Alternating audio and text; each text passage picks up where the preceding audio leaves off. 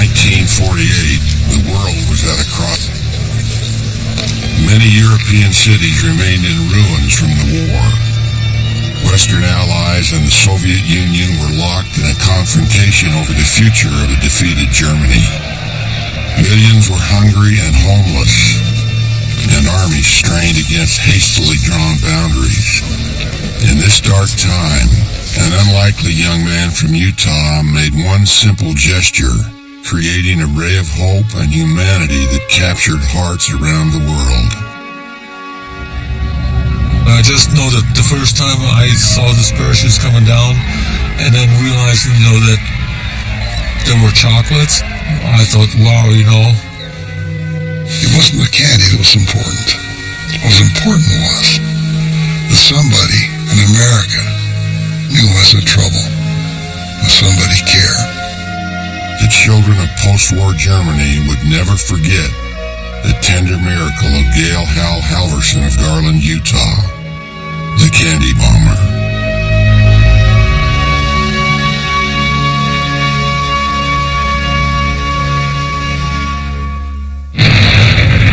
The story of the candy bomber finds its roots in the final months of World War II. In February of 1945, Nazi Germany crumbled under the force of Allied attacks. In the Russian seaside resort of Yalta, the Big Three of Franklin Roosevelt, Winston Churchill, and Joseph Stalin met to outline their vision of a post-war world. The vanquished German nation would be drawn and quartered, with France joining the United States, Britain, and the Soviet Union as occupiers and administrators of 4 distinct German zones. Berlin, the capital of the German nation and the symbolic heart of Nazism, would likewise be divided. The division would allow the Western Allies access to their Berlin sectors through Soviet-controlled territory. But many details were left hanging, and the devil of those details soon rose to the surface when Nazi Germany surrendered in May of 1945. As a broken nation tried to dig its way out of the rubble, the wartime alliance of Western nations and the Soviet Union was pulling apart. Each step by each side was viewed with suspicion, and in the summer of 1948, the uneasy alliance fell apart. In violation of solemn agreements, the Soviet blockaded the western zone of Berlin and left 2 million citizens faced with starvation. Power failed. Industry came to a standstill. Goods piled up. Berlin's arteries had been closed off. At Helmstadt, on the border between the eastern and western zones of Germany, food for the people of Berlin was blocked and allowed to rot.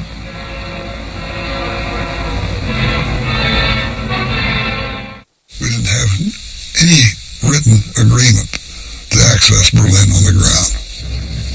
So Stalin says, I don't have to let your supplies go to 2 million people.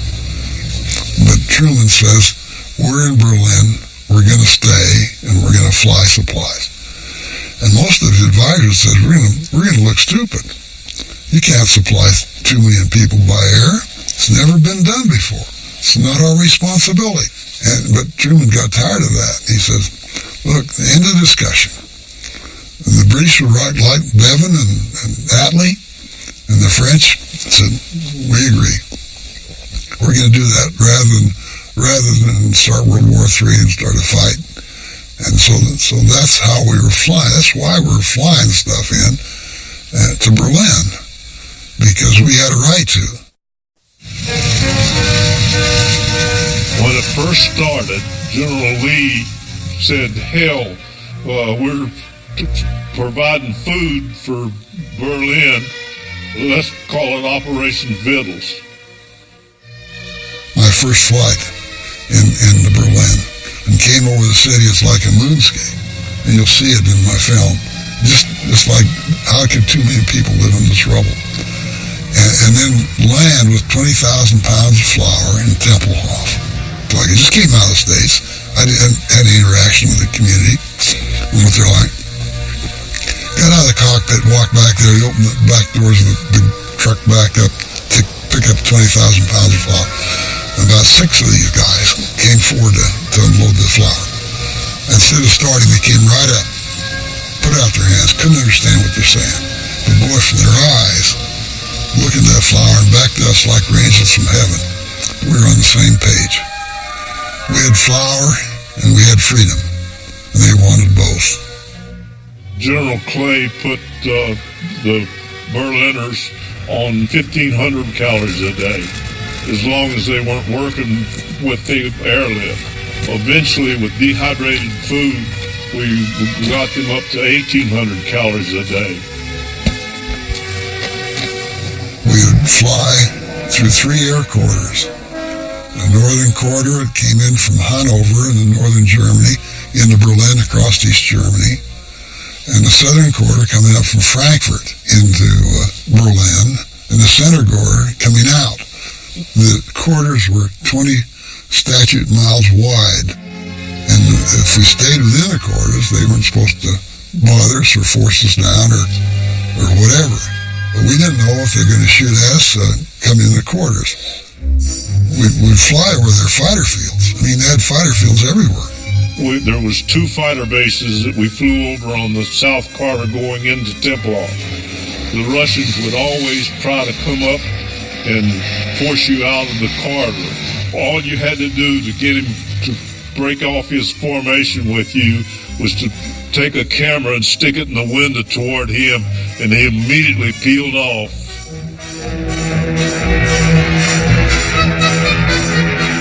But they'd come up head on. They'd come up right head on with you. The last minute would pull off. And some of them would come up behind you, come up behind your wing and go over your wing. Well, we're just waiting for them to shoot. And then we find out why they didn't shoot. President Truman put 60 B-29 bombers on the runway in England. And he sent a note to Stalin. He said, "Hey, buddy, if you shoot at those transports, you're going to have a fire in Moscow."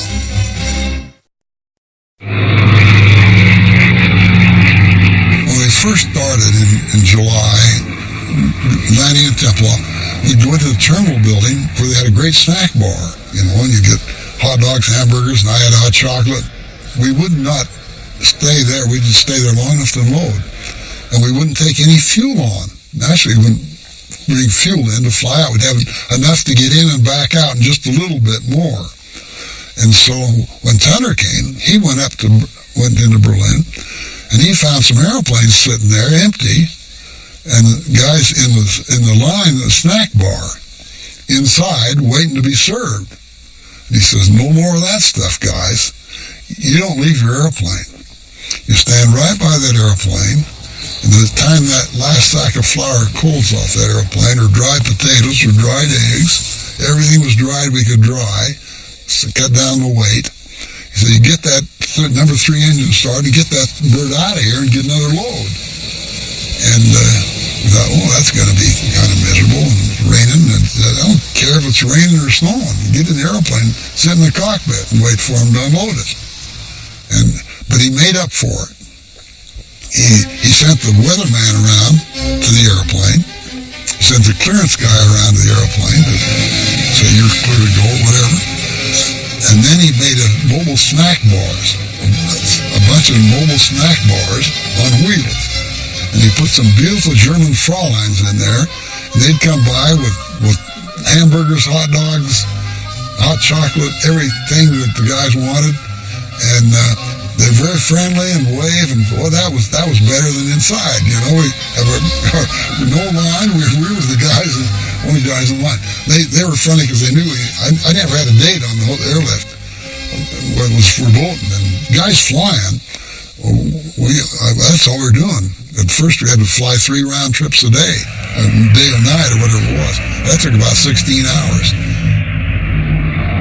The airplane flies over the cemetery, hemmed in by 2 high-rise apartments, and then there was just a fence, a chain-link fence. And right there was again a high-rise. So when they were coming in, they had to be real quick, like on the runway, and stop real quick. In the beginning, we landed on pure steel planking. It's a big plank of steel just panels hooked together because they didn't have a paved runway. Hitler didn't pave the runway for us at Tempelhof in Berlin. And we land in the same place because the runway is really short and you had to get down right quick. Pound and pound. We had women workforce on each side of the runway. And as soon as that airplane passed and landed, they'd come on with old-fashioned wheelbarrows and sand and sit on crowbars, raise it up, pour sand under this mat.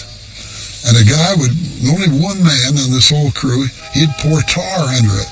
And then they'd blow a horn as an airplane was about to land. They'd get off the runway. You'll see it. Actually, I didn't see any Air Force footage. I took it myself. And then we madly built two hard surface runways, almost before it was too late, just barely before this thing was not usable. This was one of the worst winters they'd had in years. Fog was thicker than it could be. Very seldom could you ever see more than 2 or 3 sets of runway lights at any one of either Rhein-Main, Wiesbaden, or Tempelhof. And we couldn't land an airplane because it was around in the clouds, except by using an old-fashioned radio range that we had, low-frequency range and the Adcock range nobody knows about anymore, but General Tunner changed the procedures. He got expedited ground-controlled approach radars, the radar that can bring you through the cloud and get you down fast. You just come in and keep going. He said, when the weather's bad, and even with radar you can't see the land, you pull up and you take the load right back to Germany.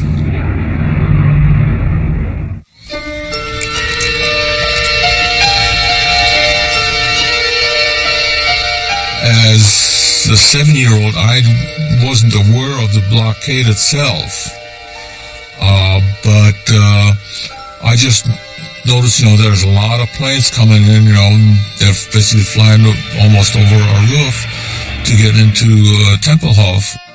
But I know that we did get the care packages, and what they do is they make boxes, and they had powdered egg, powdered milk. I know the powdered egg and powdered milk because I had a lot of it.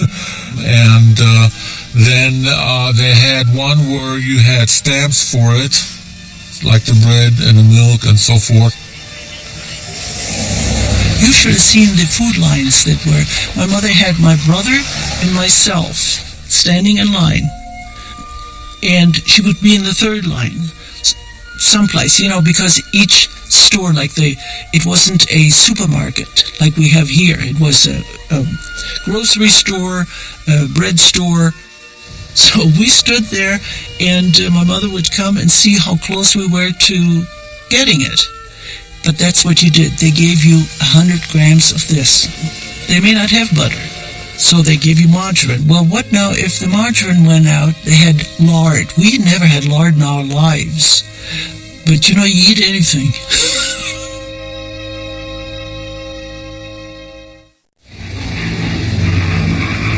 I came back from Berlin one day in July, the 17th of July, landed at Rhein-Main, supposed to go to bed, and within 8 hours, start to fly again that night.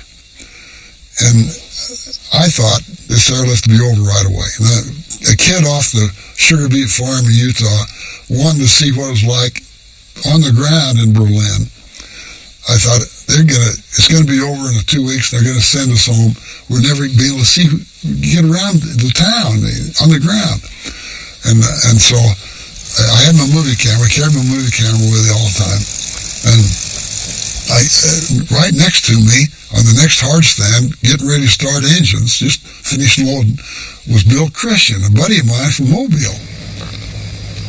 And so I got on with Bill Christian. All I needed was this uniform, my ticket. And an airplane coming back every 5 minutes, I wouldn't have trouble getting home. And so I went back to Berlin, and it was a beautiful, clear day. And before I got the Jeep, I called my buddy Larry Caskey and says, hey, hold the Jeep. I want to get some pictures of the approach. If I ever get married, I want to show my kids. And I'm going to go around 2 miles around the airfield and shoot pictures. And I'll be back and just hold the driver.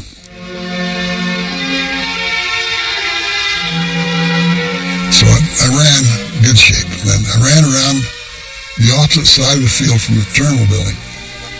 And inside the barbed wire fence all the way around, shooting the movies, and suddenly right in front of me, I was aware that the 30 kids plastered right up against the barbed wire. And I was there, and I got so interested in them, they were encouraging me. They said, hey, you know, it's July. You just wait till fall and winter comes. You're not going to be able to get in here. But when that happens, don't give up on us. We can live without everything we want to eat if someday we have our freedom. 8 to 14 years old, these kids were telling me, American, what freedom meant. I couldn't believe it. And all of a sudden, I'm like, holy cow, I've been here now. So I got to run, kids. Don't worry. We won't quit. We'll never quit. We won't give up. Started to run. Little voice said, boy, these kids are unusual. How come? And, well, boy, they know what the value is. Freedom's more important than flour. And I started walking again. And then it still bothered me. And then I knew immediately why the change was so distinct. And there was a trigger that caused the thing to happen. During the war and after, I'd fly in foreign countries in South America and other places where the kids had some chocolate and gum and had maybe not all they wanted to eat, but enough. And you see walking down the street in those towns in American uniform, they chase you in groups like that, grab you. Hey, gum chum or chocolate, you got American chocolate. And we carry stuff with us, and give them stuff, and they'd take off. And these kids had no gum, no chocolate for months, not enough to eat. And I suddenly realized that not one of 30 kids had put out their hand. Or by voice inflection, triggered me to say, hey, these kids like some chocolate, dummy. That restraint, I couldn't believe that maturity. That not one would break ranks. It would never have happened if one child had said, gimme. And because it didn't, and when I realized that, it blew my mind. I'd reached my pocket and all I had was 2 sticks of gum. Double mint, Wrigley's double mint gum. I thought, try and give them that, you're going to have bloody noses. You're going to have a fight. Get out of here. I said, I'll never see him again. I couldn't come back to the fence. I don't know for however, ever. Never see him again. It was a freak that I was there. And so I said, well, you give them what you got. They're incredible. If I put my hand in my pocket and looked back at the fence, and boy, when I put my hand in my pocket, those kids just really came to attention. Pulled it out in 2 sticks and broke it in half, went back 4 pieces through the barbed wire. The kids were talking to me most. And here come the rest of them. And I thought, boy, I hope it's these mixed boys and girls. But they didn't. They were asking for something. And then it was obvious they wanted a piece of wrapper.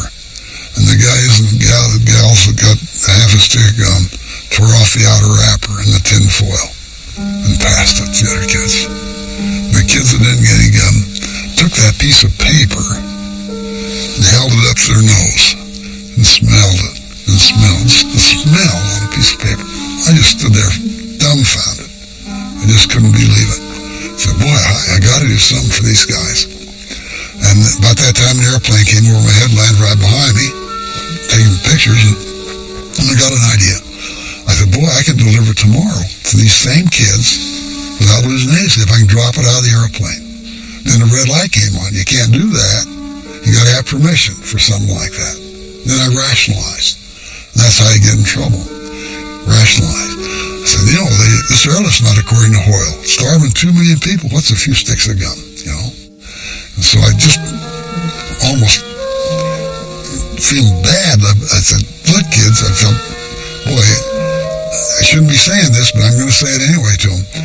Said, say, kids, just come back here tomorrow, and I'm going to drop enough out of my airplane that if you'll share it, enough gun for all of you to share, if you'll do that. Oh boy, they just blew up. Jawohl, jawohl, jawohl, we'll do it. And so I started running. I said, wait a minute. I said, what's the matter? Got to know what airplane you're in. Every few minutes an airplane comes in. We can't watch them all. Tiny package. Got to know the airplane.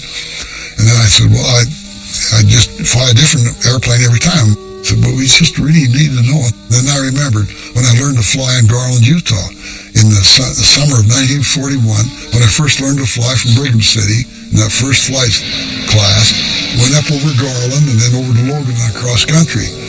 And when I got over Garland, over our farm, my dad was down there with the 2 horses, cultivating beets and mamas in the garden. But those days, before you sold, you had to learn how to recover from the spins. So I knew how to spin really well. I thought I'd show them how I can fly. Pulled up the nose, did 2 turns spin over the farm, came back that night. Dad met me at the door, says, you're through flying? I said, why? And he said, Mom thought you were going to crash, and she's still not feeling very good. You almost might give her a heart attack. I said, I won't do that anymore. I promise I won't do that anymore. When they come over the farm after that, flying in summer of 1941, I wiggled the wings of the airplane. So I got that idea. I told the kids, when I come over the airport first, I have to come over a beacon over the airport. When I come over that at first, if you can see me not in the clouds, I'll wiggle the wings of that big airplane. When you see the 4-engine airplane wings wiggle, that's got the stuff. Just watch that one airplane. Oh boy, they said. So I went back to the Rhine mine. I went to the base exchange, bought all the candy and chocolate and gum I could. Had a ration card. You couldn't buy very much. And I went to my co-pilot engineer and said, got to have your ration. They gave it to me. Had candy bars and gum. Big double handful. Boy, that's heavy. And I smelled that. I couldn't wait to get back. And my hidden head, with that going 110 miles an hour, make the wrong impression. Could be going fast right over their heads, about 100 feet in the air. And then I got the idea to put handkerchief parachutes on it. I had a lot of handkerchiefs, so I took 3 handkerchief parachutes, tied a third on each, rolled them up. Next day, about before noon, still a good day. Looked down here, there's those 30 kids riding a bunch. They didn't tell another soul. I wiggled the wings and they just blew up.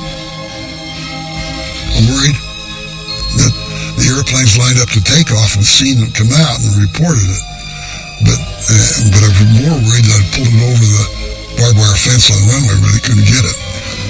Taxied out to take off along the barbed wire, and there were 3 handkerchiefs waving through the barbed wire at all the airplanes. And their mouths were going up and down, and they shared it.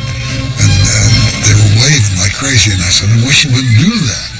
So we waved back at them. Every day they were out there. Every day we come out, more kids waving. We got a weekly ration again. I said, let's do it again. 3 times we did it. And then the weather was bad in West Germany. We couldn't tell where to land in West Germany. So I said, we're half unloaded. I'm going to run in base ops to ask the weatherman didn't come by. Ran in base ops. There's a huge planning table for maps. On top of it was a stack of mail. I wondered what the mail was doing there for. My girlfriend hadn't written me for a while. Didn't expect mail in Berlin, but I wondered why the mail wasn't delivered. I went up and looked at it and says, to Uncle Wiggly Wings, Tempelhof, base operations. The Schokoladenflieger, Tempelhof, base operations. Holy cow, we're in trouble. I forgot about the weather, ran back out and said, guys, we're in trouble, we got to stop. There's a post office full of mail in there. We stopped. For 2 weeks we stopped. He said, once more, and that's all. And whenever you say that, you're already too far. So once more, we took 6 parachutes, came back the next day, wiggled the wings, May Day celebration, dropped it, said, that's it, we're through. Too late. Next day, came back from Berlin, the Rhine mine, an officer came on the airplane. Alverson, Colonel Hahn wants to see you right now. I said, what for? He says, he'll tell you. He said, what are you doing, Gale? And he says, flying, sir. And he says, no, what else are you doing? He says, nothing. He says, well, the news reporter, got hit in the head with a chocolate bar. Old Gale says it was at that time. He said, I'm going to be court-martialed." Pulled out a newspaper, threw it in the counter. There's an account of my operation. I almost did a German newspaper guy in the head with a candy bar on the last drop. He had the story all over the world. General Tunner had called him up and said, "Hahn, what are you doing dropping parachutes over Berlin?" And Hahn said, "General, we're not dropping parachutes over Berlin."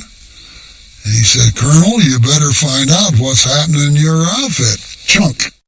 Gale had to report to General Turner, and Turner thought this was a great idea, which was the beginning of Operation Little Vittles. And come back from Berlin, my bed would be filled with candy bars and gum. I ran out of parachutes, and the kids sent back Olens for refills. And Gale started asking around for donations of candies and handkerchiefs, and as a result, quite a few of us got involved during our off-duty time tying candy to the parachutes. We'd get a lot done.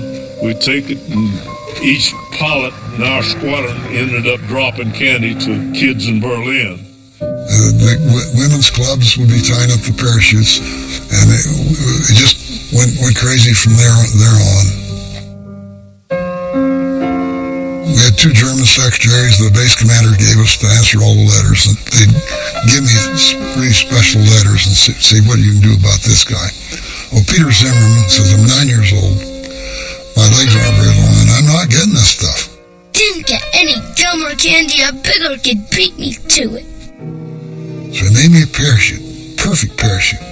Then he made me a map. And he said, "When you take off out of Tempelhof, come down the canal, second bridge, turn right, 1 block. I live in the bombed out house in the corner. I'll be in the backyard every day at 2 o'clock. Drop it there." And so I tried to find Peterson. They'd let me do that. The tower, in good weather, I'd unload the load. The tower would let me fly around and make special deliveries, hospitals and other stuff. And I couldn't hit Peter Zimmerman. Finally, he wrote me and said, "Look," he said, "You are a pilot. I gave you a map. How did you guys win the war anyway?" Well, I gave up on Peter. I took a big package of gum and candy to Berlin and mailed it to him in the Berlin mail. You couldn't mail it to Berlin, but you got to say you can mail it in mail. His dad and mom were killed during the bombing of Berlin, and he lived with an uncle, and he wanted to be an American citizen. And I had barracks bags with kids who wanted to write kids and send them for pen pals and State Department, put his in the State Department bag, and he was adopted by a family in Palm, Pennsylvania. He needed the shoes, and we took some shoes to Berlin with an imprint of the size and gave it to him. Became a good friend. Never met him. And a little girl wrote, she says, "I'm Mercedes, and you're causing us a terrible problem." And of course that got my attention right away. So we live right on the approach just before you land. We live near the airfield at Tempelhof, and our chickens think your airplanes are chicken hawks, and they become frightened when you fly over to land. They run in the shelter and some molt with no more eggs from them. When you see the white chickens, please drop the chocolate there. All will be okay. Your little friend, Mercedes. Well, I couldn't find the white chicken. By that time, we were getting supplies out the ears. Told my buddies, bomb the approach. My buddies were dropping like I was. Bomb the approach. Still missed Mercedes. So I took a big patch of gum and candy to Berlin and mailed to Mercedes.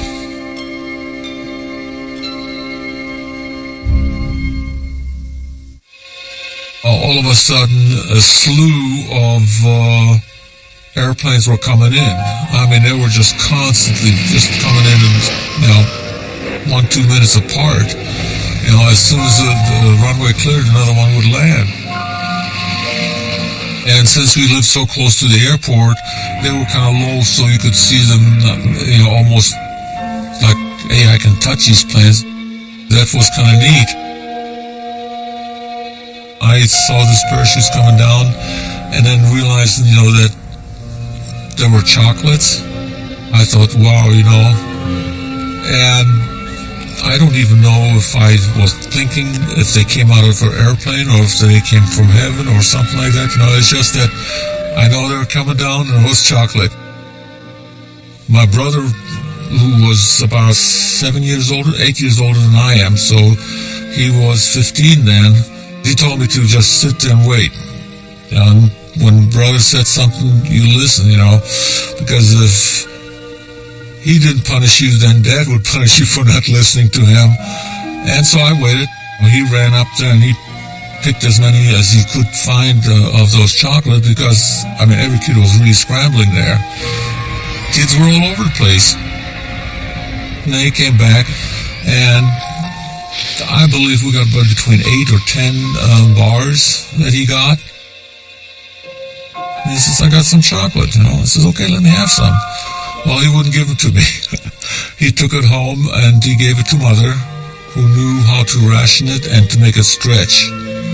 So every night, before bed, she gave every child that square of chocolate, and you put it in your mouth and you don't chew it, you just kind of saliva around it and try to make it last as long as you can. In September 1948, General Tedder said that we want somebody to go back to New York and tell the press all about what the airlift's like from a personal standpoint. And I want you to go and pick up an airplane and bring it back. Went to New York, and we the people, television, radios, and all over the place for a week. And the American Confectioners Association president, Mr. King and Mr. Swarzy from one of the candy company, said, we'll give you all you can draw. Whatever you can do, we'll send it to you. Well, they sent over 6,100 pounds of candy bars by boat and by rail to Rhine, Maine before Christmas, and my guys ferried that over. But the volume was high. We couldn't tie the parachutes up, so we had a ground party on the ground in Berlin for that 6,600 pounds of candy bars. They had actually Christmas for the kids. And that was part of the airlift where the soldiers were asked to help get food ready. And I happened to be there, so of course, quick like a bunny, I smelled this, right there and ate my fill. Elms College, junior college in Chicopee, Massachusetts, got a hold of me and said, we'll tie up the parachutes. They organized 22 schools around Chicopee, Massachusetts, near Westover Air Force Base, the major airborne base that supplied Rhine Mine. And they got a fire station. And they turned out 800 pounds every other day in cardboard boxes, big cardboard boxes, parachutes ready to drop. And I've got documentation from Chicopee that they had processed 18 tons through the first 7 months. This is a mail bag that is filled with goodies for Operation Little Vidlas. Got some help from my buddies. They really made it possible to do all the things we needed to do to keep the airlift going. We figure we dropped over 20 tons. The estimate is 250,000 parachutes over West Berlin. Quit dropping around the airfield. We're afraid the kids getting hurt. So we dropped it at 1,500 and 2,000 feet as we come around the city, all over the city, plastered the city. The kids in East Berlin wrote. They said, hey, we can't help it where they put the border. We're over here with these Russians. I hope you're not mad at us, but we get over to West, we're catching some of these things that you need for these Free Berlin kids. We don't have any chocolate either. And one of the last paragraph was the payoff. He said, when you come over East Berlin to land, drop it over here. There's not many people, and we'll have a lot better chance at it. And I said, why not? So we were getting stuff like crazy. So I'd save it and go over East Berlin, see a soccer match and drop it, and the soccer ball would take off the Joneses and the kids would chase the parachutes. And they'd have, 2 weeks of this. Came back from Berlin, Tempelhof to Rhine-Main, an officer met the airplane. Okay, what's up? He said, what are you doing over East Berlin? I said, I'm dropping those nasty communist kids. He said, you can't do that. I said, this law of gravity is the same on both sides of the border. He said, that's not the problem. He said, the Soviets have complained to the State Department. It's a dirty capitalist trick. You try to influence the minds of the people against them. You got to stop because we have jurisdiction over that airspace you're using. So I had to stop.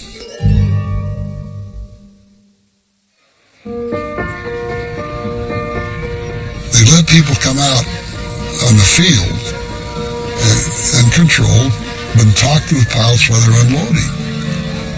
And boy, they bring us gifts. All kind of little gifts.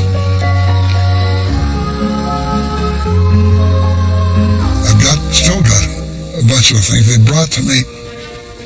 They bring things out and express their gratitude. One woman and the little daughter came out to my airplane one day, and she had a teddy bear. She's holding it tight, and came right up to me and handed it to me. And I said, "Holy cow! I can tell it probably the only thing she had left." I tried to refuse it. I said, No, that's okay. No, I don't need your teddy bear. And I said, why do you want to give it to me? And her English she learned in school, and her mother was prompting her here and there, but she couldn't get the word. But she wanted to tell me herself. She said, during the bombing in Berlin, and we were either in our own cellar, or if we didn't have time, or in the air raid shelter. And this teddy bear was with me all the time. It was my good luck symbol. And it said it saved my life. And I want to give it to you. And I said, why? And she says, so it'll save the lives of the people that are flying into Berlin. I want to do all I can to help you. And her mother said, you need it. You need to take it. And I took it. I've still got a picture bringing it into Hillfield when I came back. That teddy bear and gal friend Ella Jolly agreed to marry me and went through 3 kids for that teddy bear disappeared. But that was the indication of the change and the shift of the feeling. And it fully brought the West Germans into the Western camp. The Russians lifted the blockade in May 1949, and the Berlin airlift ended the 30th of September that same year. During its 15 months of activity, the airlift provided over 2,300,000 tons of supplies, carried on over 278,000 flights. Over 20 tons of candy were also delivered to the grateful citizens and children of West Berlin. The Berlin airlift was the healing balm on the wounds of war. It spawned NATO. And that Marshall Plan was hand in glove with it. It was such a powerful force of America and England, Great Britain doing what they could to help. The success of the Berlin airlift was undeniable, but it came with a cost. 31 of my Air Force buddies and 39 of my British comrades gave their lives for an enemy who had become a friend. That's how much the feeling changed, how important it was in the minds of, why? Because of gratitude, going back to gratitude again. When people are so grateful and their lives are on the line, we accept it. Colonel Halverson remained in the Air Force and in 1970 returned to Berlin to serve as commander of Tempelhof Airfield. In the years that followed, he continued to tell the story of the airlift and Operation Little Vittles. His love for people, especially children, is as clear now as it was 65 years ago. When we went back in 1998 with that airplane, we could tell immediately everybody that came through the airplane had been there during the blockade of Berlin. The look in their eyes. One man, I could see him stand off to the side, gaining his composure. And when the people stopped coming through, came up to me and said, I'm 60 years old, he said. 50 years ago, I was a boy at 10 going to school, and the clouds were very low, and the rain was coming down. I could hear airplanes landing, but I couldn't see any. And suddenly, out of the cloud, came a parachute with fresh Hershey candy bar. So it took me a week to eat that candy bar. I ate it day and night. But he said, it wasn't the candy that was important. What was important was that somebody in America knew I was in trouble, and somebody cared. I did talk to Colonel Halverson. I personally met him, and I didn't know till the day that I met him the history of the whole thing, that he was a deliverer and I was a recipient. He took a chance too, because I think in those years it wasn't even allowed, basically, to talk to the conquered. Well, what can kids do that are half naked because they have no clothes? Hungry, they were curious. He should go down in history as one of the great Americans because of his attitude, his kindness, his desire for people to stay free. I have an idea of what a nice person is like. And he is it. He did something that he didn't have to do. It wasn't in his contract. It wasn't, anything that would get him, promoted faster or anything like that. It's just out of his heart. He decided, I'm going to help these kids out. I'm going to make them feel good just this much a day.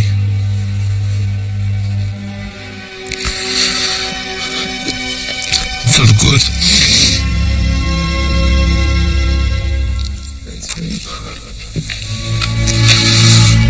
The world needs more Halversons.